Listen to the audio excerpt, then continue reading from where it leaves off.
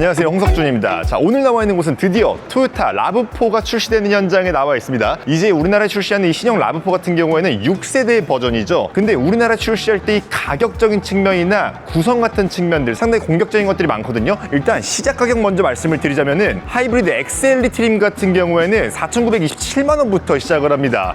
전보다 한 500만 원 오른 가격이라고 할 수 있는데 이 경쟁차들 가격 생각해보면은 전부 다 많이 가격들이 올라 있잖아요. 그런 것들 생각했을 때는 엄청나게 공격적인 가격이라고 볼 수 있어요. 근데 이 바로 위에 트림이 5,700만 원대고 PHEV 같은 경우에는 6,000만 원대 가격표를 붙이고 있는데 이 가격대 안에 숨어있는 옵션 차이들 그리고 구성 차이들이 의외로 신경 써야 되는 부분들이 많으니까 오늘 하나하나 짚어보면서 어떤 점들을 주목하셔야 되는지 어떤 점들을 챙겨야 되시는지 확인해 보도록 하겠습니다. 자, 오늘의 레드스톤 지금부터 시작합니다.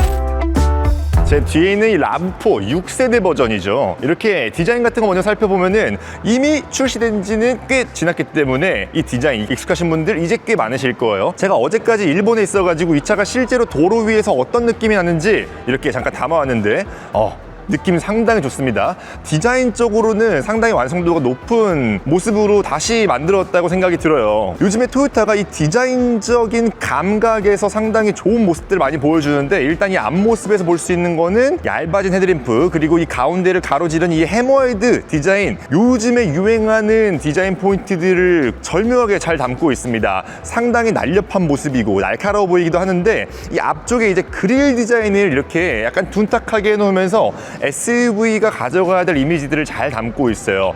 이게 프리우스나 캠리 같은 거에서는 조금 더 날렵한 모습으로 담겨 있어가지고 이런 모습으로 토요타가 바뀌나 보다 했는데 이렇게 SUV에서는 또 단단한 모습까지 보여줄 수 있다는 건 상당히 예뻐 보여요. 근데 이 앞쪽에 그릴 디자인 같은 경우에는 지금 이거는 기본형이라서 약간 러기지한 느낌, 약간 오프로드도 잘 달릴 것 같은 그런 느낌들을 반영하고 있어가지고 이렇게 허니콤 그릴을 기본으로 달고 있고 우리나라에 출시하는 트림 같은 경우에 총 4가지가 출시하는데 디자인적으로는 2가지 모습을 담고 있어요. 그래서 하나는 이 모습 그리고 다른 하나는 조금 더 스포티한 느낌을 뽐내고 있는 GR 패키지를 담은 라브4가 출시를 합니다. 그거는 딱 보면은 앞쪽에 그릴이 검은색으로 칠해져 있어가지고 공기를 확 빨아들일 것 같은 그런 느낌으로 되어 있어요. 예쁘더라고요. 디자인은 그렇게 취향에 따라서 좀 받아들이면 될 것 같고 근데 이 차의 디자인을 이제 3가지 관점에서 좀 보실 필요가 있어요. 보기에 디자인적인 느낌이 기존의 라브4에서 상당히 많이 바뀌었는데도 불구하고 여전히 라브4다라는 느낌을 한 방에 받을 수 있는 포인트들이 여러 가지가 있습니다. 첫 번째로는 여기 타이어 쪽에 빅풋 디자인 그리고 차체가 바닥에서 조금 더 올라가 있는 리프트업 디자인, 이런 오프로드 같은 데 들어갔을 때도 조금 더 잘 달릴 수 있을 것 같은 그런 느낌들을 여전히 담고 있다는 거. 그리고 이런 휠 아치 같은 것들도 조금 더 이렇게 각진 형태로 돼가지고 조금 더 붕 떠 있는 느낌을 받을 수가 있죠. 그리고 이 뒤쪽에 이 덩어리감이 이 전 대비해가지고 훨씬 더 박시해진 느낌을 볼 수가 있습니다. 차체 크기를 한껏 더 많이 제대로 활용하기 위한 방침인데 이런 유틸리티성, 이런 3가지의 요소가 이번에 라브4의 디자인을 결정짓는다고 볼 수가 있어요. 여기 지금 트렁크를 열어놔가지고 이런 식으로 보이는데 뒷모습 변화가 상당히 저는 도드라진다고 생각을 해요. 이번에 라브4 같은 경우에는 옆모습에서도 봤지만 전체적인 부피감이 뒷모습에서 확 드러나 보입니다. 그러니까 예전에 라브4보다 훨씬 더 커진 차처럼 느끼게 해요. 이런 부분들이. 근데 실제로 차체 크기 같은 경우에는 4,600mm의 크기를 가지고 있어가지고 이 경쟁차라고 볼 수 있는 스포티지 하이브리드랑 비교했을 때는 차체가 조금 더 전반적으로 작거든요. 그럼에도 불구하고 이렇게 공간적으로 활용을 많이 하기 위한 디자인적 방침으로 인해서 이런 활용도나 그리고 실제로 보기에 당당한 느낌들이 훨씬 더 많이 들어왔다는 생각이 듭니다. 그리고 이렇게 리어램프 형상 같은 경우에도 조금 더 길쭉한 형상으로 LED를 촘촘하게 박아놨는데 이런 것들도 요즘 차 같은 느낌을 확 받을 수 있게 해요. 그리고 아까도 말씀드렸다시피 조금 더 어드벤처, 요즘에 추구하는 조금 더 다양한 라이프 스타일들을 만족시킬 수 있는 그런 느낌으로 발전한 부분들은 어떤 거냐면은 이 아래쪽에 범퍼 하단에 이렇게 스키드 플레이트 같은 느낌들을 넣어놓고 하면서 조금 더 거친 지형들도 달릴 수 있게, 그리고 지금 이렇게 꾸며놓은 것도 위에 자전거 올려놓고 아래쪽에 미끄럼틀 넣어놓고 안에 이렇게 매트도 넣어놓고 엄청 다양한 장치들을 넣어놨잖아요. 이런 것들이 뭘 보여주냐면은 이번에 토요타 RAV4가 6세대로 거듭나면서 내건 캐치프라이즈가 Life is an Adventure라고 합니다. 그러니까 조금 더 다양한 라이프 스타일 안으로 들어가가지고 적극적으로 삶을 즐길 수 있는 차로 만들겠다, 이런 포부가 담겨 있는 것 같은데, 지금 이런 모습들이 이제 이 차를 다양하게 즐길 수 있도록 한 부분이라는 거죠. 그리고 지금 이 차 같은 경우에는 이렇게 구성을 해놨지만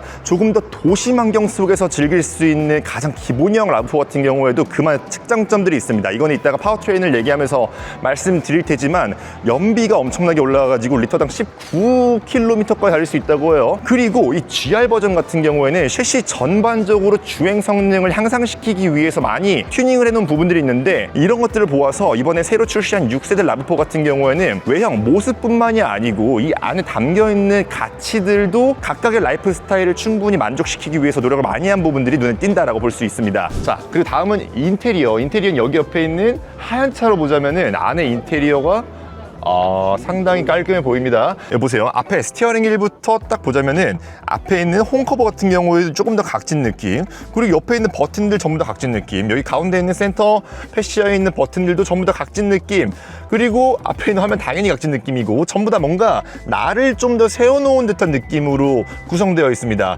근데 아무래도 이 RAV4 같은 경우에는 전 세계적으로 가장 많이 팔아야 되는 차이기 때문에 많은 수납 공간들을 마련해 놓은 게 좀 눈에 띕니다. 틈틈이 이렇게 수납 공간 같은 게 많이 돼 있고, 근데 이거 재질 진짜 좋다. 여기 위쪽은 딱 딱딱한 플라스틱 느낌이 나는데 이렇게 아래쪽으로 손이 닿는 부분으로 넘어가게 되면은 다 부드러운 느낌의 가죽을 잘 덧대놨습니다. 시트 같은 경우도 굉장히 좋은 가죽으로 덧대놨고, 여기 옆에 있는 부분들도 전부 다 부드러운 느낌으로 마감을 잘 해놨네요. 이 정도 부드러우면은 충분한 것 같습니다. 여기 부분도 조금 부드러운 소재를 써줄만 한데 여기까지도 아직 조금 딱딱한 소재를 쓰고 있다는 거는 아쉬울 수도 있겠어요. 하지만 가장 결정적으로 달라지는 거는 이제 앞에 있는 이 디스플레이 크기가 상당히 커졌다는 거를 딱 느낄 수가 있죠. 딱 보기에도 요즘 트렌드에 딱 맞게 그렇게 커진 화면을 넣어놓은 걸 볼 수가 있는데, 지금 안에 키가 없어가지고 이걸 켜놓은 모습을 볼 수가 없네요. 일단 사이즈 같은 경우에는 충분히 만족스럽다는 걸 일단 말씀드리면서 다른 구성을 봐야 될 것 같고, 여기 아래쪽에 이제 무선 충전 패드를 이렇게 딱 올려놓을 수가 있습니다. 이런 부분들은 수납 공간 잘 해놓은 부분이고, 여기 이렇게 드라이브 모드 같은 거, EV 모드, 그리고 트레일 모드, 스노우 모드 이렇게 따로 구분해 놓은 것도 상당히 좋네요. 이런 거 딱 쓰기에 좋을 것 같아요. 그리고 토요타가 이런 부분 조금 인색했었는데, 충전 케이블 같은 거 양쪽에 둘 다 마련했는데 45W까지 지원을 한대요. 그러면 요즘에 웬만한 작은 노트북 같은 경우도 충전을 충분히 할 수 있을 것 같은 그 정도의 용량을 챙겨놨어요. 이거 좋네요. 그리고 이 뒤쪽으로 오면은 이제 기어 노브도 드르륵 아니고 조그만한 꼬다리 기어 노브를 써놨습니다. 이런 것도 요즘의 트렌드를 충분히 반영한 느낌이라고 볼 수가 있고요. 가운데는 컵홀더 큼지막하게 되어 있고, 여기 아래쪽에 이렇게 스프링으로 해놔가지고 음료수가 흔들리지 않게 넣어놓은 것도 특징적입니다. 가운데 이렇게 들 수 있어가지고 조금 더 큰 수납 공간이 필요하다 싶으면은 활용도 높여서 쓸 수 있습니다. 그러면 이거 어디다 놓느냐? 여기 옆쪽에 이 토요타가 잘하는 부분인데, 이 가운데 있는 센터 콘솔 박스를 이렇게도 열 수 있고요. 이렇게, 그리고 이렇게도 열 수 있습니다. 그래서 내 용도에 맞게 연 다음에 여기다 그냥 툭 얹어 넣으면 됩니다. 굉장히 깊고 넓은 공간이 펼쳐져 있어요.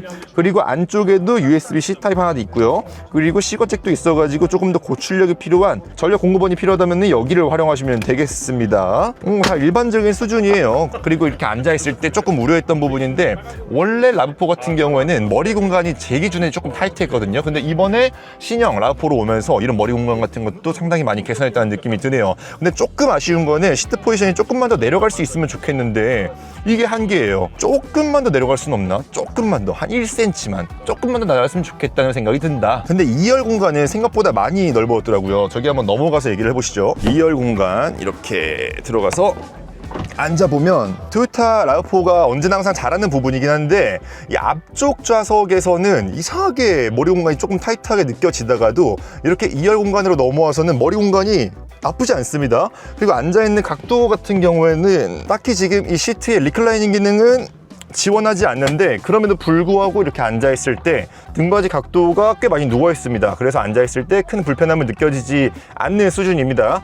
그리고 제가 앉은 키가 상당히 큰 성인 남자에 속하는데, 그런 기준에서도 머리 공간 상당히 여유롭고요. 그리고 이 무릎 공간 같은 경우에도 앞좌석을 좀 뒤로 밀어 놓은 상태입니다. 이렇게까지.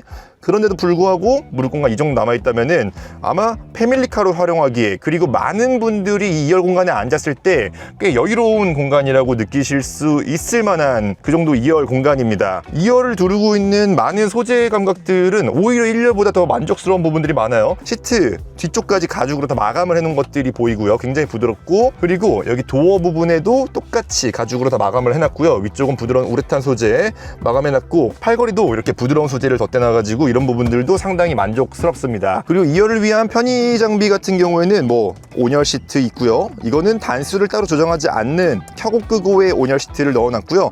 2열 에어벤트 잘 마련을 해놨습니다. 그냥 딱 소소하게 그런 정도네요. 그리고 트렁크 공간 한번 보자면은 차체 크기가 이 경쟁차들 대비해 가지고 아주 크다고는 볼 수 없지만 트렁크 공간 훌륭합니다. 이 정도면은 이 차체 크기 대비해서, 경쟁차들 대비해서 길이가 조금 짧다고는 하지만 트렁크 공간 아주 여유롭습니다. 이번에 라브4가 6세대로 새로 나오면서 이 뒤쪽에 트렁크 라인을 굉장히 반듯하게 뺐잖아요. 박스카처럼. 이런 공간 활용성을 극대화시키기 위해서 가장 잘한 방법이라고 볼 수 있는데, 이 아래쪽 바닥 공간은 비슷합니다. 그냥 일반적으로 웬만한 뭐 골프백이나 유모차 같은 거 너무 쉽게 탁탁 넣을 수 있는 그런 공간이 펼쳐져 있는데, 결정적으로 이 위쪽 공간이 많이 늘어나다 보니까 위로 긴 커다란 짐을 넣기가 상당히 좋은 공간으로 빠졌습니다. 이거 상당히 마음에 드는데요. 이렇게 해놓으면 이제 이 트렁크 활용하기가 상당히 좋아지죠. 공간 활용하기가. 그리고 아래쪽은 이제 어드벤처 트림이라서 플로우 매트 같은 것들을 따로 깔아준 모습을 볼 수가 있고, 이거는 기본 구성에는 좀 빠져 있는 거예요. 그래서 아래쪽을 열어보면은 어떤 느낌이냐, 하이브리드임에도 불구하고 요즘에 이렇게 뒤쪽에 추가 수납 공간 마련해가지고 잡동사니 같은 거 넣어놓을 수 있게 마련해 놓은 부분들, 활용성을 키워주는 부분이죠. 그리고 이번 6세대 라브4에서 가장 이제 좀 눈여겨봐야 될 부분은 이번에 새로 나온 GR 디자인보다도 여기에 있는 이 PHEV 충전구를 보셔야 되는데, 충전구가 일단 이 앞쪽에 있습니다. 여기 이렇게 누르면은 바로 열리는데, 열렸을 때 뭔가 다른 PHEV 차들이랑 다르지 않습니까? 여기 들어가 있는 배터리 용량이 상당히 커요. 22kWh가 넘는 배터리 용량을 가지고 있는데, 그래서 이 큰 배터리 용량을 일반적인 완속 충전 7kW나 11kW 정도로 충전하면은 한참 걸리잖아요. 그래서 DC 콤보를 지원합니다. 이거 눈여겨보셔야 돼요. 요즘에 BMW나 뭐 벤츠 이런 프리미엄급의 PHEV 차들도 이렇게 급속 충전을 지원하는 경우가 많지 않거든요. 토요타 라브4는 이렇게 PHEV를 와서 급속 충전을 지원한다는 거, 이 PHEV 차의 활용 용도가 상당히 커질 수 있겠다라는 생각을 할 수 있어요. 왜냐하면은 이 바깥에 나가서는 이렇게 급속 충전 지원하는 충전기는 많지만 사실 완속 충전기 찾기는 그렇게 쉽지 않거든요. 그래서 이거 상당히 좋은 부분이라고 볼 수 있어요. 그리고 이번에 이제 라브4가 새로 나오면서 여러분들 가장 눈여겨보시는 건 뭡니까? 이 연비라고 할 수 있겠죠. 이 PHEV 같은 경우에는 15.3km를 리터당 달릴 수 있다고 인증을 받았는데, 이번에 가장 많이 발전한 부분이 사실 이 파워트레인 부분의 연비 측면입니다. 엄청나게 발전을 했어요. 이번에 신형 라브4 6세대로 오면서 이제 파워트레인 같은 경우에는 하이브리드가 기본으로 들어가게 됐습니다. 그래서 예전에 주로 사용하던 2.5L 가솔린 직병력 하이브리드 시스템이 그대로 들어가고요. 출력 같은 경우에는 10마력 정도 더 높아져가지고 230마력을 기본으로 합니다. 그때는 앞바퀴 굴림이고요. 이 토요타 같은 경우에는 4륜구동으로 갔을 때 뒷차축에다가 모터를 하나 더 추가하잖아요. 그래서 그 경우에는 239마력까지 상승을 합니다. 근데 이번에 이 전륜구동 같은 경우에 가장 저렴한 버전이 있죠. 4,900만 원대의 라브4 같은 경우에는 연비가 여러분 리터당 19km가 나옵니다. 이거 말도 안 된다고 생각하는데, 4륜구동으로 넘어갔을 때는 15.6km까지 연비가 줄어드는데 반해서 전륜구동만 돌렸을 때는 19km까지 달릴 수 있는 연비가 찍힌다는 거, 진짜 말도 안 되게 이 각각의 파워트레인이나 그리고 스타일에 따라 가지고 장점들을 구분해놨다고 볼 수가 있는 건데, 저라면 이 가장 기본형 라브4도 나쁘지 않겠다는 생각이 연비를 보면서 확 들었습니다. 4,900만 원대의 연비 19km, 그리고 크기 나쁘지 않고 안에 있는 옵션 같은 것들, 이게 약간 걸리는데, 가격표를 보고 좀 이해가 안 가는 게 4륜구동으로 넘어가게 되면은 차 가격표가 5,700만 원까지 훅 높아져요. 근데 4륜구동을 제외하고 다른 옵션들도 상당히 많이 들어가기 때문에 그렇게 가격표가 높아지는 건데, 저는 전륜구동 버전의 그 연비가 높은 게 특장점이라고 보기 때문에 적당히 4륜구동을 빼고 가격을 타협하면서 안에 있는 통풍 시트 같은 걸 넣어줬으면 어떨까 생각하는데, 전륜구동만 돌리는 버전에는 통풍 시트나 이런 헤드업 디스플레이 같은 게 빠져 있습니다. 그 간격을 메워줄 수 있는 새로운 트림이 좀 필요해 보여요. 이건 나중에 좀 추가해 줬으면 어떨까라는 생각이 드는데 뭔가 그런 부분에서는 이 상품성 측면에서 조금씩 어긋난 부분들이 보인다. 그런데 한몫을 하는 게 지금 제 옆에 있는 이 GR 트림 있죠? 이 차 역시도 마찬가지입니다. 이번에는 하이브리드랑 PHEV 두 가지 파워트레인을 출시하면서 하이브리드는 가장 기본형 전륜구동이랑 리미티드 에디션 4륜구동 버전 이 두 가지 트림으로 나와가지고 4,900만 원대, 5,700만 원대로 나오고 제 뒤에 있는 PHEV 같은 경우에는 6,160만 원이 기본 트림이고 제 옆에 있는 GR 이 패키지를 입힌 게 6,180만 원인데 둘 트림의 가격 차이가 20만 원밖에 안 나는 게 좀 이해가 안 가죠. GR을 고르게 되면은 이 안에 들어가 있는 셰시 튜닝이 상당히 많이 들어가 있어요. 달리기 위한 성능 향상 부품들이 상당히 많이 들어가 있는데 불구하고 가격 차이가 20만 원밖에 안 난다? 그거는 여기 앞에만 봐도 알 수 있습니다. HUD 빠져있죠. 그러니까 아까 제가 말씀드렸다시피 하이브리드의 전륜구동 버전이랑 4륜구동 버전의 옵션 차이가 생각보다 많이 난다라고 말씀드렸던 부분이 오히려 PHEV로 와서는 조금 더 상위 트림이라고 볼 수 있는 GR 트림에서 그 옵션들이 빠져 있습니다. 1열에 통풍 시트 빠져 있고요. 그리고 HUD 빠져 있고 이런 결정은 아마도 이 차의 가격 경쟁력이 시장에서 가장 중요하게 받아들여지겠다라고 생각하는 토요타의 의도가 반영되어 있다고 볼 수 있을 것 같은데 뭔가 사고 나서 조금 후회할 포인트들이 들어갔다는 생각도 동시에 드는 거는 어쩔 수 없는 것 같습니다. 하지만 이번에 이 토요타 라브4 6세대가 나오면서 그 차가 잘 팔릴 수밖에 없는 상품성의 3박자 같은 것들은 다 챙겼다는 생각이 들어요. 어떤 면들이냐면은 토요타를 딱 생각했을 때 가장 먼저 떠오르는 경쟁력, 내구성이죠. 그리고 두 번째는 이 연비 측면에서도 엄청나게 큰 강점을 보이고 있습니다. 근데 이 디자인 같은 측면에서도 새로 나온 라브4는 경쟁력이 충분히 있다고 보여요. 특히 GR 버전 같은 경우에는 훨씬 더 그런 느낌이 들죠. 그런 3박자가 다 갖춰졌고 동시에 가격적인 만족도도 충분히 확보하기 위해서 노력했다는 모습입니다. 그렇다면 이제 여러분들이 선택을 하셔야겠죠. 경쟁차로 볼 수 있는 기아 스포티지 하이브리드랑 비교했을 때 전반적으로 500만 원 정도가 높아져 있는 가격표를 납득할 수 있는가? 저는 이 500만 원의 가격표는 사실 차를 얼마나 많이 바꾸느냐, 자기 라이프 스타일에 맞춰봐야 한다고 생각을 합니다. 제 옆에 있는 라브4 같은 경우에는 차를 정말 오래 소유하면서 그냥 평생 안 바꿀 생각도 하시는 분들한테는 진짜 제격인 것 같습니다. 스타일 질리지 않는 느낌이고 연비 엄청나게 좋고 안에 들어가 있는 파워트레인 내구성이나 전반적인 내구성 같은 거 충분히 믿음이 가고 이 500만 원의 가격표 차이 나쁘지 않다고 보거든요. 여러분들은 어떻게 생각하시는지 댓글로 좀 남겨주시고요. 그리고 당장 이번 주에 이 차 시승에도 함께 잡혀 있으니까 조금만 기다리시면 시승기도 업데이트 해드릴게요. 오늘의 레드스톤은 여기까지 하겠습니다.